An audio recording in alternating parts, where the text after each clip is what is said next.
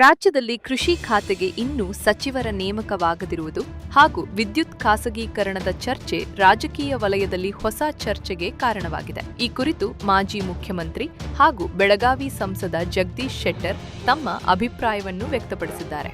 ಬೆಳಗಾವಿಯಲ್ಲಿ ನಮ್ಮ ನ್ಯೂಸ್ ಸಮೂಹದ ರಾಜ್ಯ ಉಪಸಂಪಾದಕ ಬಸವರಾಜು ಅವರೊಂದಿಗೆ ಮುಕ್ತ ಸಂವಾದ ನಡೆಸಿದ ಜಗದೀಶ್ ಶೆಟ್ಟರ್ ಕೃಷಿ ಪ್ರಧಾನ ರಾಜ್ಯವಾಗಿರುವ ಕರ್ನಾಟಕದಲ್ಲಿ ಕೃಷಿ ಖಾತೆಗೆ ಸಚಿವರಿಲ್ಲದಿರುವುದು ಸರಿಯಲ್ಲ ಎಂದು ಅಭಿಪ್ರಾಯಪಟ್ಟರು. ರೈತರ ಸಮಸ್ಯೆಗಳಿಗೆ ತ್ವರಿತ ಸ್ಪಂದನೆ ಹಾಗೂ ಕೃಷಿ ಇಲಾಖೆಯ ಸಮರ್ಪಕ ನಿರ್ವಹಣೆಗೆ ಪೂರ್ಣಾವಧಿ ಸಚಿವರ ನೇಮಕ ಅಗತ್ಯ ಎಂದು ಅವರು ಹೇಳಿದರು.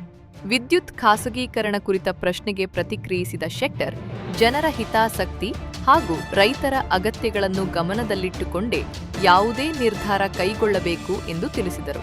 ಈ ವಿಷಯದಲ್ಲಿ ಸರ್ಕಾರ ತನ್ನ ನಿಲುವನ್ನು ಸ್ಪಷ್ಟಪಡಿಸಬೇಕು ಎಂದು ಅವರು ಒತ್ತಾಯಿಸಿದರು. ಮಂತ್ರಿ ಆಗಿದ್ದಾರೆ, ಆದ್ರೆ ನಿಜವಾಗೂ ಕರ್ನಾಟಕ ಕೃಷಿ ಪ್ರಧಾನ ಒಂದ್ ರೀತಿ ಇದು ಸರ್.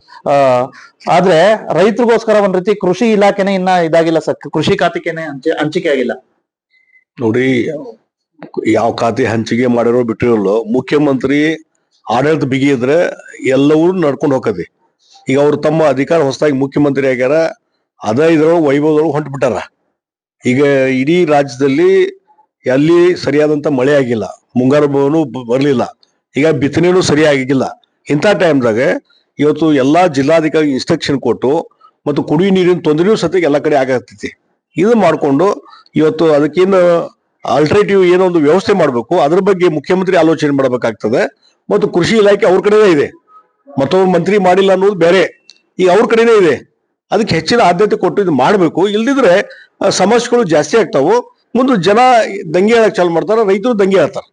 ಈಗ ರಾಜ್ಯದಲ್ಲಿ ಕಾಂಗ್ರೆಸ್ ಸರ್ಕಾರ ಇದೆ, ವಿಶೇಷವಾಗಿ ಇದೇ ಹಾಲಿ ಮುಖ್ಯಮಂತ್ರಿಗಳೇ ಒಂದ್ ರೀತಿ ವಿಧಾನಸೌಧದಲ್ಲಿ ಹೇಳ್ತಾರೆ RSS ಒಂದ್ ರೀತಿ ಗೀತೆ ಹೇಳ್ತಾರೆ, ಆದ್ರೆ ಗೃಹ ಮಂತ್ರಿಗಳು ಹೇಳ್ತಾರೆ ಒಂದ್ ರೀತಿ RSS ನ ಒಂದ್ ರೀತಿ ಎಲ್ಲಾ ಮಾಹಿತಿ ಕೇಳಿದ್ದಾರೆ. ನೋಡಿ, ಪ್ರಿಯಾಂಕಾ ಖರ್ಗೆ ಅವ್ರಿಗೆ RSS ಟೀಕಾ ಮಾಡಿದ್ರೆ, ಬೈದ್ರೆ ನಾ ದೊಡ್ಡ ವ್ಯಕ್ತಿ ಆಗ್ತೀನಿ ತಿಳ್ಕೊಂಡ್ರ. ಅದಕ್ಕೆ ಬೆಳಗಿನ ಸಾಯಂಕಾಲ ಅದೇ ಮಂತ್ರ ಮಾಡಿದಾರೆ. ಜನಾನು ಅದ್ರ ಬಗ್ಗೆ ಬಹಳ ಅವ್ರ ಬಗ್ಗೆ ಅಲರ್ಜಿ ಆಗಿಬಿಟ್ಟಿದೆ. ಈಗ ಇವ್ರಿಗೆ ಪ್ರಿಯಾಂಕಾ ಖರ್ಗೆ ಬಗ್ಗೆ ಏನಪ್ಪ ಮುಂಜಾನೆ ಬೇಡ ಅದ ಮಾಡ್ತಾನೆ. ಇವತ್ತು RSS ಒಳ್ಳೆ ಸಂಸ್ಥೆ ಇದೆ, ಒಳ್ಳೆ ಕೆಲಸ ಮಾಡ್ತಾ ಇದೆ, ಸಮಾಜಮುಖಿ ಕೆಲಸ ಮಾಡ್ತದೆ.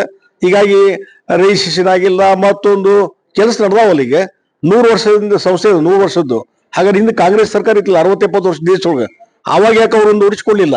ಅವ್ರಿಗೆ ಯಾಕೆ ಅವತ್ತು ಬ್ಯಾನ್ ಮಾಡ್ಬಿಡ್ಬೋಯ್ತು, ಅಥವಾ ಇದು ಕಾನೂನು ಬಾಹಿರ ಅಂತ ಹೇಳ್ಬೇಕಾಯ್ತಲ್ಲ, ಅಲ್ಲಿವ್ರಿಗೆ ಯಾಕೆ ಹೇಳಿಲ್ಲ? ಇವ್ ಮಲ್ಲಿಕಾರ್ಜುನ ಖರ್ಗೆ ಅವ್ರಿಗೆ ಹೋಮ್ ಮಿನಿಸ್ಟರ್ ಇದ್ರು, ಅವ್ರಿಗೆ ಕಾಂಗ್ರೆಸ್ ಸರ್ಕಾರನು ಇತ್ತು, ಇಲ್ಲಿ ಎಷ್ಟೋ ಜನ ಮುಖ್ಯಮಂತ್ರಿ ಆಗಿ ಹೋದಾರ ಕಾಂಗ್ರೆಸ್ನವರು, ಅವರೇ ಕ್ವಶನ್ ಮಾಡಿಲ್ಲ. ಈ ಪ್ರಿಯಾಂಕಾ ಖರ್ಗೆ ಏನಾಗಿದೆ, ಯಾವ್ದು ಕೆಲಸ ಇಲ್ಲ. ಒಂದು ಸರಿಯಾಗಿ ಮೊದಲ ಹೋಮ್ ಇಲಾಖೆ, ಗೃಹ ಇಲಾಖೆಯನ್ನ ನಿರ್ವಹಣೆ ಮಾಡ್ಕೊಂಡು ಒಳ್ಳೆ ಹೆಸರು ಪಡ್ಕೊಳ್ಳೋದು ಬಿಟ್ಟು ಬೆಳಗಿನ ಸಾಯಂಕಾಲ RSS ಬಗ್ಗೆ ಕ್ವಶನ್ ಮಾಡಕ್ ಹೊಂಟಾರ. ಇದು ಬಹಳ ದಿವಸ ನಡೆಯುದಿಲ್ಲ ಅಂತ ಹೇಳ್ತಾರೆ. ಬೆಳಗಾವಿ ಜಿಲ್ಲಾ ರಾಜಕಾರಣದಲ್ಲಿ ಎಲ್ಲೊಂದ್ ಕಡೆ ಬಿಜೆಪಿಯಲ್ಲಿ ಉತ್ಸುಕ ಆಗಿದೆ ಸರ್. ಸಾಕಷ್ಟು ನಿನ್ನೆ ತಾನೇ ರಾಜಕೀಯವಾಗಿ ಬದ್ಧವೈರಿಗಳಾಗಿರ್ತಕ್ಕಂಥ ಬಿಜೆಪಿ ಮುಖಂಡರುಗಳು ಇಬ್ರು ಸರ್, ರಮೇಶ್ ಕತ್ತಿ ಅವರು ಮತ್ತೆ ರಮೇಶ್ ಜಾರಕಿಹೊಳಿ ಅವರು ನೋಡ್ರಿ, ವೈಯಕ್ತಿಕವಾದಂತ ವ್ಯಕ್ತಿಗಳ ಬಗ್ಗೆ ನಾ ಏನು ಮಾತಾಡಕೋದಿಲ್ಲ. ಅಲ್ಲ, ಬೇರೆ ಎಲ್ಲಾಗ್ಯಾರ ಅವ್ರು, ಬೇರೆ ಎಲ್ಲಿದ್ರು ಅವ್ರು ಒಂದಾದಾರ ಬೇರೆ ಎಲ್ಲಾಗ್ಯಾರ, ಬೇರೆ ಇದ್ರೆ ಒಂದಾಗುದು, ಬೇರೆನಾಗಿಲ್ಲಲ್ಲ ಅವ್ರು ಸರ್. ಈಗ ವಿಶೇಷವಾಗಿ ರಾಜ್ಯಾದ್ಯಂತ ಒಂದ್ ರೀತಿ ಇದೆ, ಮಳೆ ಬೇರೆ ಕೊರತೆ ಇದೆ ಸರ್. ಸಾಕಷ್ಟು ಜನ ಒಂದ್ ರೀತಿ ಮೋಡ ಬಿತ್ತನೆ ಮಾಡಿ ಅಂತ ಹೇಳಿದ್ರೆ, ಒಂದ್ ಕಡೆ ಬೆಳೆ ಪರಿಹಾರ ಕೊಡಿ ಅಂತ ರೈತರು ನೋಡಿ. ಮೋಡ ಬಿತ್ತನೆ ಇವೆಲ್ಲ ಬಿಟ್ಬಿಡ್ರಿ, ನ್ಯಾಚುರಲ್ ಮಳೆ ಆದ್ರೆ ಒಳ್ಳೇದಾಗ್ತದೆ. ಅದ್ರ ಬಗ್ಗೆ ಆಲೋಚನೆ ಮಾಡ್ಬೇಕು. ಮಳೆ ಆಗಿಲ್ಲ ಅಂದ್ರೆ ಯಾರ ಕೈಯಾಗೂ ಇಲ್ಲ. ಈ ಮೋಡ ಬಿತ್ತನೆ ಹಿಂದೆಲ್ಲ ಮಾಡಿದಾರ, ಪೂರ್ತಿ ಫೇಲ್ಯೂರ್ ಆಗಿದೆ. ಹೀಗಾಗಿ ಅದ್ರ ಬಗ್ಗೆ ಆಲೋಚನೆ ಮಾಡೋದು ಬಿಟ್ಟು ಈಗ ರೈತರಿಗೆ ಏನ್ ನೆರವಿಗೆ ಬರ್ಬೇಕು ಅದ್ರ ಬಗ್ಗೆ ಸರ್ಕಾರ ವಿಚಾರ ಮಾಡಬೇಕು. ಮತ್ತು ಬಿತ್ತನೆ ಆಗ್ಲಿ ಮತ್ತೊಂದಕ್ಕಾಗ್ಲಿ ಅದ್ರ ಬಗ್ಗೆ ತಕ್ಷಣ ಕ್ರಮ ಕೈಗೊಳ್ಬೇಕು. ಒಂದು ಕುಡಿ ನೀರಿನ ವ್ಯವಸ್ಥೆ ಸರಿ ಮಾಡುವಂತ ಕೆಲಸ ಮಾಡ್ಬೇಕು. ಮಹಾರಾಷ್ಟ್ರದಿಂದ 1-2 TMC ನೀರು ಬರುವಂತದಕ್ಕೆ ಪ್ರಯತ್ನ ಮಾಡ್ಬೇಕು. ಅದನ್ನು ಮಾಡೋದು ಬಿಟ್ಟು ಉಳಿದ ಬಗ್ಗೆ ಗುದ್ದಾಡ್ಕೊಂತ ಹೋದ್ರೆ ಏನೋ ಅರ್ಥ ಇಲ್ಲ.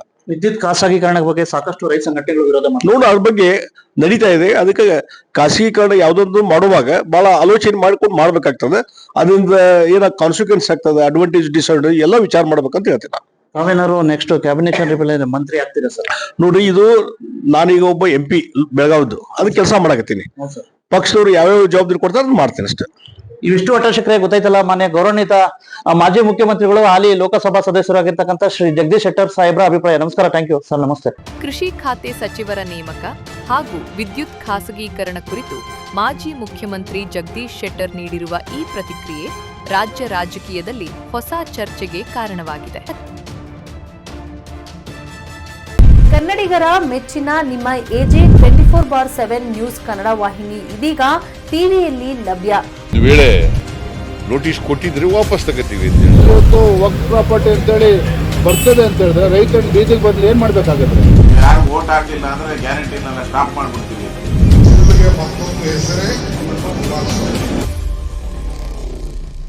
ಕರ್ನಾಟಕ ಮತ್ತು ದೇಶ ವಿದೇಶ 360 ಡಿಗ್ರಿ ಸುದ್ದಿ ಹಾಗೂ ಉತ್ತರ ಕರ್ನಾಟಕ ಬೆಳಗಾವಿ, ಬಾಗಲಕೋಟೆ, ಧಾರವಾಡ, ಹಾವೇರಿ, ಗದಗ, ಬಿಜಾಪುರ ಜಿಲ್ಲೆಯ ಕ್ಷಣ ಕ್ಷಣದ ವಿವರವನ್ನ ಪಡೆಯುವುದಕ್ಕೆ ಎಜೆ 24/7 ನ್ಯೂಸ್ ಕನ್ನಡ ವಾಹಿನಿಯನ್ನ ಲೈಕ್ ಮಾಡಿ, ವಿಡಿಯೋಗಳನ್ನ ಶೇರ್ ಮಾಡಿ, ಕಮೆಂಟ್ ಮಾಡುವ ಮೂಲಕ ನಮ್ಮ ವಾಹಿನಿಗೆ ಸಹಕಾರ ನೀಡಿ ಮತ್ತು ಚಾನೆಲ್ ಅನ್ನ ಸಬ್ಸ್ಕ್ರೈಬ್ ಮಾಡಿ.